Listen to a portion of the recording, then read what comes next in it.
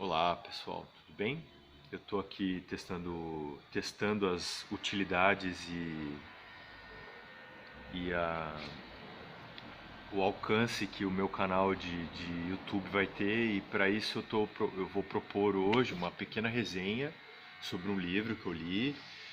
É um livro muito bom que eu li do Caio Costa, que é um autor de Mogi das Cruzes que está construindo uma fábula uma fábula mogiana, vamos dizer, né? E eu acho legal começar a falar disso porque é uma fábula sobre as cidades médias que se tornaram cidades grandes, né, nos últimos 80, 100 anos, né, no Brasil. E são muitas cidades, né? Então, é uma história que precisa ser contada, né, sobre urbanismo, sobre casarões, sobre bichos e vidas que se desfizeram, né, no território brasileiro. E eu acho que isso é um ponto de vista muito legal para olhar para o livro. Mas o livro ele é muito mais complexo do que isso. O livro do Caio ele é muito complexo em muitos sentidos, né? Então ele é um livro que merece um olhar atento e cuidadoso, porque ele está fundando uma linguagem, uma sintaxe, um vocabulário é, voltados para esses seres que são desguarnecidos, né? Existe esse olhar ingênuo desses seres que são frágeis e que habitam as cidades, que cresceram rápido demais, né? A gente costuma pensar nas fábulas que envolvem crianças, né? Quando a gente pensa nisso, né? Por exemplo, o Senhor das Moscas, né? Que reproduz uma Senhor das Moscas que reproduz um pacto, um contrato social escrito por crianças, né? E aqui o que acontece? O Caio ele vai propor um contrato social escrito por animais. Animais de uma cidade que não é uma capital, é uma cidade qualquer, né? Uma cidade que é do interior de São Paulo. Eu sei que ela é do interior de São Paulo, mas ela poderia ser do interior do Paraná, de Minas Gerais, poderia ser do Mato Grosso do Sul, né? E é uma cidade que tem, a linguagem, os objetos que ele mobiliza, eles identificam claramente uma certa fauna, uma certa flora, né? Por isso que eu estou sugerindo esses estados, né? E o Caio ele vai reconstituir uma fauna e uma flora que vão se organizar em um novo contrato social. Então aqui é uma espécie de contrato social, né? Uma espécie de estado ideal em torno desse imperador felino. Né? E como a narração ela se dá por responsabilidade de uma ave, então a linguagem toda ela é reconstituída, a sintaxe é reconstituída, as palavras são novas, o jeito de exprimir as coisas é novo, né? Então, para lembrar o tempo todo ao leitor que não se trata meramente de um humano falando com um humano, né? Isso aqui é um narrador que está tentando ler os pios dos pássaros, né? É um narrador que observa. Eu tô aqui, eu tô fazendo uma resenha, né? O Caio que é o autor, né? Então eu tô aqui analisando da minha cabeça o que eu acho que o narrador fez, né? O narrador ele observa as aves, observa os gatos e os ratos e ele tenta reconstituir em linguagem humana o que eles estão falando, né? Então, é uma linguagem que tem, assim como a linguagem dos pássaros tem muita repetição, é uma linguagem que tem repetição, uma linguagem que substitui uma expressão batida por uma expressão completamente nova, né? Inventa palavras, tudo mais. Legal. Então, isso assim para dar um geral, né, para quem está vendo, né? Eu não sei quantas pessoas vão ver, sei lá. Eu estou começando a fazer isso também, né? A quarentena empurrou as pessoas para esse tipo de comunicação, né? Então, espero que muitas pessoas vejam, né? Dito isso, então, vou fazer um pequeno resumo da história, né? Vou evitar o spoiler, embora o spoiler seja, embora o spoiler seja muito interessante no livro, eu vou evitar o spoiler, né? Então o que está acontecendo é que um casarão ele é destruído, isso causa um colapso na sociedade dos ratos, né? Esses ratos eles vão pensar em várias alternativas para resolver a vida deles, como que nós vamos continuar existindo sem precisarmos comermos-nos uns aos outros, né? É, nesse momento, um gato ele é arremessado nesse terreno baldio, né? Esse terreno em que o casarão foi destruído. Esse gato ele é o abstrato, então esse é um gato que vai, o nome dele é abstrato, né? Então eu não estou inventando. Esse gato ele não é abstrato só porque ele ainda está no momento antes dele se tornar concreto, né? Ele é abstrato, é o nome dele mesmo, abstrato. Então você vai ter o rato vivinho, que é renomeado como é, Fala Codorna, Fala Codorna, né? E depois Salvador Codorna, isso. E ele vai. Isso tudo eu estou narrando para vocês, então imagine que eu sou uma ave. É a ave que está narrando isso, né? Então você é muito. Eu vou falar depois sobre a técnica narrativa também, né? Mas que eu estou resumindo a história que o narrador vai contar. O narrador é uma ave, né? O vivinho ele vai propor pro gato, vai se propor a ajudar o gato, né? Eles vão procurar um lugar para o gato morar. O gato ele vai morar numa outra casa e em troca o gato vai receber a sociedade dos ratos. Os ratos todos vão migrar para essa outra casa, né? Muito satisfeitos, contentes e tão contentes que o reino do imperador Koth, né? O abstrato, depois que ele deixa de ser abstrato, se torna concreto, ele passa a se chamar Koth, né? E o Koth ele vai receber os ratos e vai receber outros animais. Então, o Koth, como um imperador, quase um imperador filósofo, né? O rei filósofo, ele vai realizar o reino da justiça platônica nessa casa em que a regra principal, né? Não é a única, né? São três regras, né? A regra mais, eu considero que a regra principal é que eles não apareçam para os humanos, né? Então tudo funciona bem desde que eles, em primeiro lugar, eles não apareçam para os humanos, né? Então é esse perigo que os humanos representam para a sociedade ideal, né? Então tudo vai dar certo desde que nenhum homem faça parte da nossa sociedade ideal aqui. Isso vai funcionar durante um tempo. Depois os humanos vão desaparecer da vida do Koth. Você tem aí tem um ápice dramático, né, para o personagem do gato, né? Ele vai enfrentar um conflito. Ele vai ter que lidar com a perda desses humanos e é o momento o momento em que a sociedade ideal entra em colapso e ela mesma entra em colapso e o Koch ele toma uma decisão trágica que vai alçar ao ponto de liderança uma antiga liderança dos ratos que é o Halo, né? É um rato que tem um olho verde, desculpa, um olho azul e um olho vermelho, né? E tem toda uma simbologia em que ele utiliza um olho, ele enxerga com um olho, depois ele passa a enxergar com outro olho. Isso é importante para como a história se desenrola também. E aí, nesse ponto, o Koth ele vai tomar uma decisão trágica que vai comprometer a existência da sociedade ideal e essa sociedade vai desaparecer, né? Para não falar mais nada. Então tem mais coisa acontecendo na história. Então leiam um livro do Caio Costa Amaro, né? Lançado aí com o programa de fomento à arte e cultura de Mogi das Cruzes, né? Então eu não preciso nem dizer que o livro está feito super bem feito aqui, feito com ilustrações com revisão da Giovana, que trabalhou com o livro que nós editamos esse ano também, mas com ilustrações do Fabiones aqui, que ficou um baita trabalho super legal, né? Editoração que, se eu não me engano, é do Caio mesmo, né? Maria Renata, né? Eu tô com o autor aqui ao lado, né? O autor tá aqui, tá?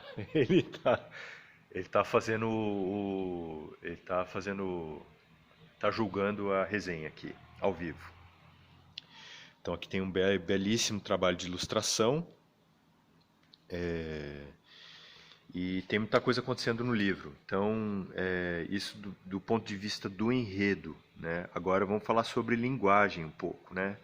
O livro ele usa uma técnica, né, muito interessante, que é da narração moldura, né? O livro ele tem uma narração moldura. Então isso lembra um pouco, para quem não dormiu ainda assistindo esse vídeo, né? Essa coisa doidona que a gente faz na quarentena, por amor à cultura, por amor à humanidade, né? O livro ele usa uma técnica que lembra muito o que o Platão faz nos diálogos dele, por exemplo. Para citar um exemplo, né? A gente poderia falar de outras escritas também, né? Então tem, por exemplo, Ivanhoe, né? Ivanhoe começa com uma narrativa que parece irrelevante, e aí dentro dessa narrativa você vai encontrar o protagonista, né? Mas não é exatamente isso que ele está fazendo. Ele está fazendo uma narração moldura mesmo, né? A narração moldura é quando um narrador num contexto X, ele te leva para dentro de outra narração dentro dessa narração. Então, um narrador que vai te contar, você está escutando uma história, e dentro dessa história que você está escutando, um personagem dessa história, ele vai te narrar uma outra história. Então você tem uma história dentro da história, né? É assim que a narração moldura ela funciona. Então, Mil e Uma Noites funciona desse jeito, né? A Sherazade ela vai narrar uma história após a outra, ela vai embutir uma história dentro da outra, né? Então você às vezes vai ter um personagem narrando uma história, e dentro dessa história um personagem narrando outra história, e dentro dessa história um personagem narrando outra história. Então você tem um desfecho na história, na hierarquia 3, aí fechou a história 3, você volta pro 2, aí fecha a história 2, você volta pro 1, fecha a história 1, você volta para Sherazade, que é a narração moldura. Então isso é muito interessante, porque isso mostra que pro personagem, pro próprio personagem que narra, aquilo que ele vai narrar tem uma relevância, tem uma relevância para o contexto em que ele está abordando aquela história, né? Isso é particularmente importante para a história do Caio aqui, porque o Tuco ele vai justamente utilizar essa utopia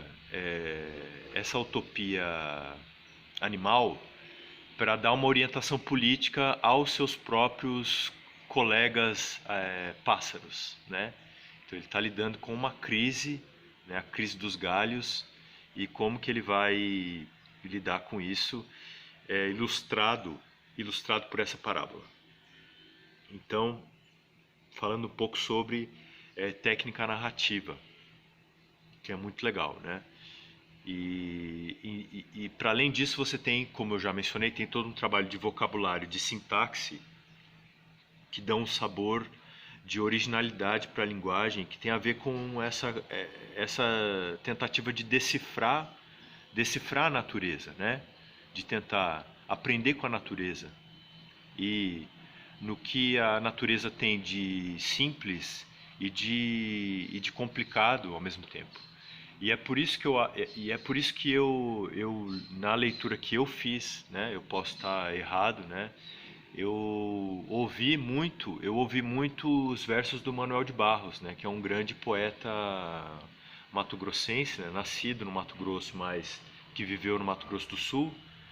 E a gente escuta muito a maneira como a dicção do Manuel de Barros, né?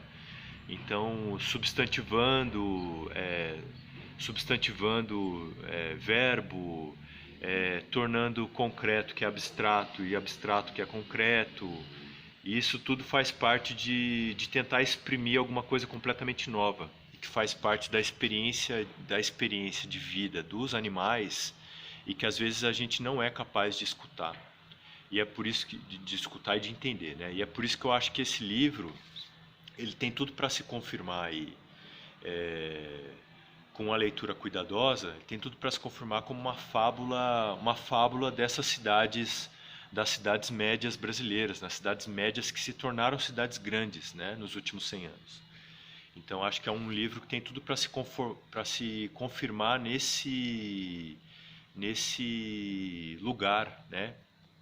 Esse lugar de observação dessas cidades que não são capitais, né? As cidades que não são capitais, as cidades que não são o cartão postal nacional ou estadual, enfim, não são o ponto turístico que vem à mente, né? O lugar em que pouco a pouco o coreto está sendo destruído, os casarões são destruídos, os animais são mortos e ninguém se importa com isso e a vida se deteriora pouco a pouco, né? Então é muito legal o livro nesse sentido. Acho que é uma fábula e é uma fábula não no sentido infantil, né? Eu falo fábula para não dizer parábola, né? Uma grande alegoria, uma grande parábola de literatura nacional que, que vai se confirmar pouco a pouco nesse ponto de reflexão, né?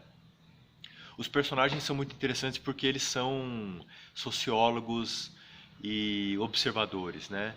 E em primeiro lugar observadores e depois sociólogos, né? Então eles têm essa capacidade a partir uma capacidade de empatia muito forte e de identificação que que extrapola a espécie, né? Porque você vai ter uma ave que se identifica com um rato, né? Um rato que se identifica com o gato. Então, uma capacidade de empatia que é importante para um cientista humano, aplicado a isso, a reflexão e a capacidade de meditar sobre a vida, né? Sobre o que é justo, o que é verdade, né? O que é bom para a vida, né? Então, o livro é muito interessante nesse sentido. Então recomendo demais a leitura, né? Você tem aí os personagens. Eu vou terminar pelo começo, né?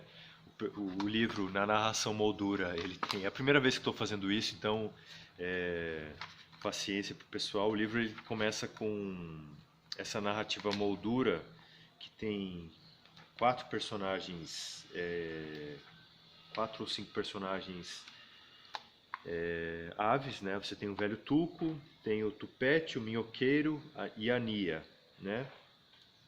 Depois, o tuco, quando ele penetra nessa narrativa inferior na hierarquia, existe uma série de personagens ratos, né? Você tem o Vivinho, que eu já mencionei, tem o Cot, tem o Alo, tem a Eleonor, aí tem outro personagem que é o do rato que vai lutar contra o Alo mais pra frente, que ele se chama.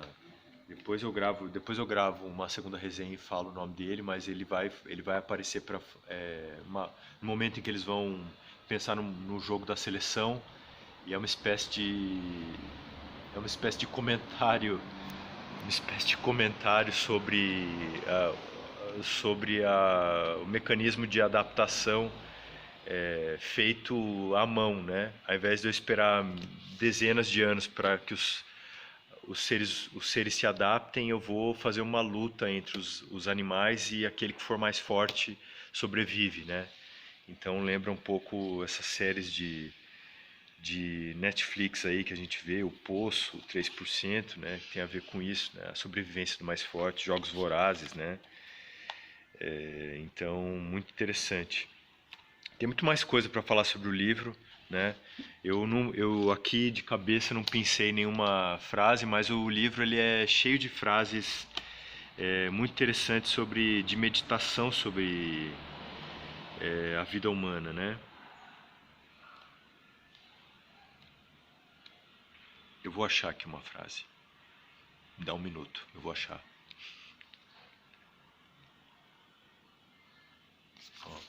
Vamos lá. Eu racionalizo porque sou o presente dos melhores que por aqui já viveram. Essa aqui é uma das falas do Halo, né? Desse líder rato, que é um rato líder, né? Ele é um rato mesmo, né? No sentido que a gente tem. Isso é muito legal porque eles são chamados de umedecidos, né? Então tem uma linguagem própria mesmo. Nesse sentido lembra mesmo a Revolução dos Bichos, 1984. Então o Caio ele está nessa tradição, ele se coloca dentro dessa tradição das utopias, distopias do século XX, né? Então ele cria um vocabulário novo mesmo, né? E ele de certo modo ele une 1984 com a Revolução dos Bichos, né? Então é muito legal. Então, para citar aqui a Casa dos Seres, que é essa utopia realizada, né? Ela é o lugar onde o amor pelos mais fracos e o respeito pelas diferenças eram as características principais.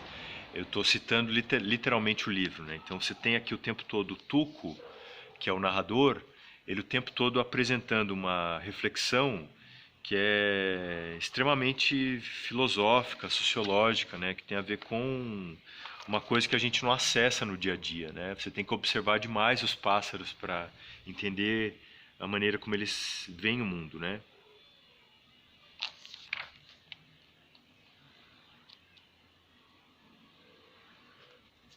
Ó, os demais seres da casa anunciavam que no quintal as grandes referências da utopia estavam em pata de guerra, em vez de em pé de guerra, né? Então, isso seria meramente humorístico se fosse em um lugar só, né? Mas quem lê o livro vai perceber que o livro inteiro ele é uma refundação da linguagem do português humano para abrigar a experiência dos animais, né? Das aves, dos ratos e dos gatos, né? E dos outros animais também. Então tem insetos e tudo mais. Então recomendo demais a leitura. Se esse vídeo ficou muito longo, muito complicado, vou fazer outro e vai dar tudo certo, tá bom? Um abraço.